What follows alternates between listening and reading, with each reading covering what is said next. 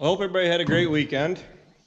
For us, it basically boils down to we shouldn't have tried to do any field work from about noon Saturday until about Monday morning. Seems how that's when everything likes to blow up and fall apart when the parts store is closed. And it came out to a bunch of little things. One being the O-rings for the SCV on the 7600. I blew out one of those in particular.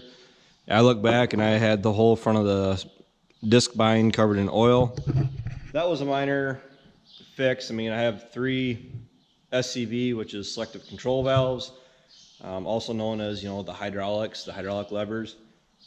Switched it over to a different lever and kept going. Really didn't slow me down. What shut me down is this sitting on the back of the Gator. Fortunately, this is one of the skid plates that goes underneath the disc blades, the turtle shells. Protects the cutter bar from being completely destroyed. So it did its job. It did a really good job of it. But luckily, I've gone through, there's, I believe, 7, was it 9? I don't know right now.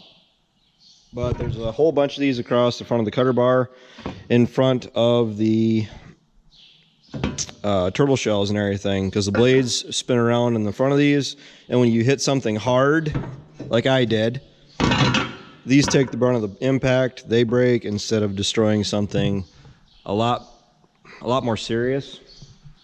Now I can walk down and show you what I'm talking about here, but this, out of the rest of them, the rest of the skid plates and the disc bind, this was the last one that I hadn't replaced yet. So it was getting worn where it was going to have to be replaced.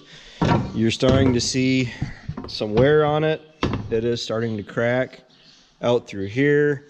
It's cracked right through there. Of course, I'm not sure how much of this showed up when I hit that hard object last night. All this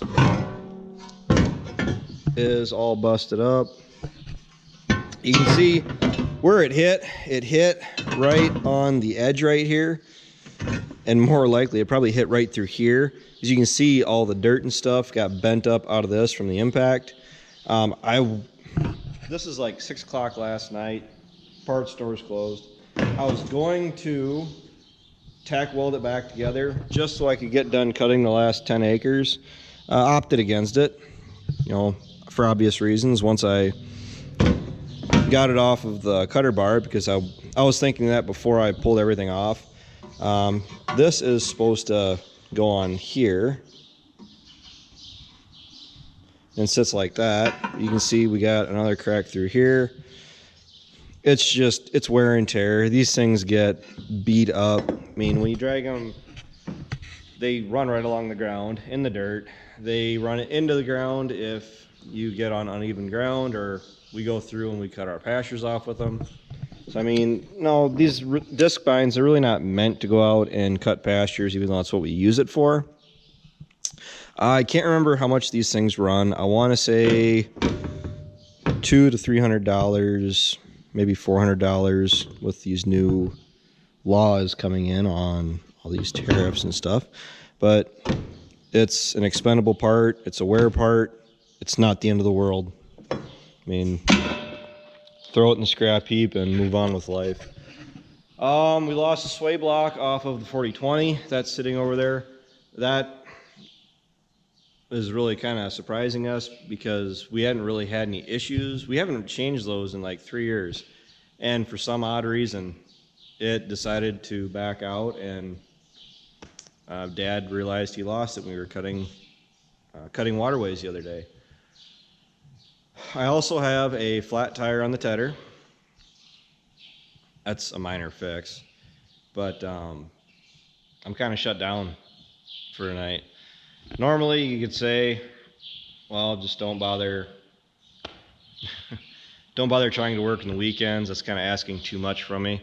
When conditions are right, it is beautiful outside right now. It's great haymaking weather. It's perfect haymaking weather, to be completely honest.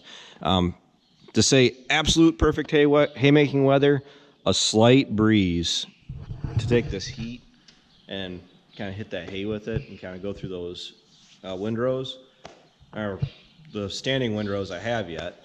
I have about 10 more acres of hay to cut. I knew I was shut down on that. I was going to get a tedding video for you guys. That isn't going to happen. So it is what it is. I'm not going to worry about it too much. Move on with my life. They're saying rain, and we got a few days before they're saying rain, and we have a growing list of things that we need to get done here. So that is quite a short update on everything that's going on around here. I can run down real quick. I'll show you what I'm talking about in this disc bind. And yeah, I got about 10 more acres. It's just waterways and a bit of pasture ground down at my place I want to get done. But there's quite a bit of grass there. So I mean, I can probably get 20-30 bales off of it, and feed is feed as far as I'm concerned. It's that much less I have to worry about tearing up corn and bean ground for putting into alfalfa for beef usage. But this is where it goes. The rest of these are sitting pretty good. They're still got plenty of thickness to them. The turtle shell here is still usable, but it's going to have to be replaced here before too terrible long. That's going to be the next thing that goes out on this. That'll have to be addressed again. All these shells have been replaced at least once and swapped at least once. I mean, when I say swapped, I mean these. You can see this one was definitely over there at one time, because all those, they turn one direction, and these these three here turn towards the center, and those four turn towards the center. So the disc bind needs a little bit of TLC, but I think right now I'm gonna just focus on trying to get what hay we have down made, and then worry about that done at my place after the fact. So until next time, take care, take it easy, keep in touch.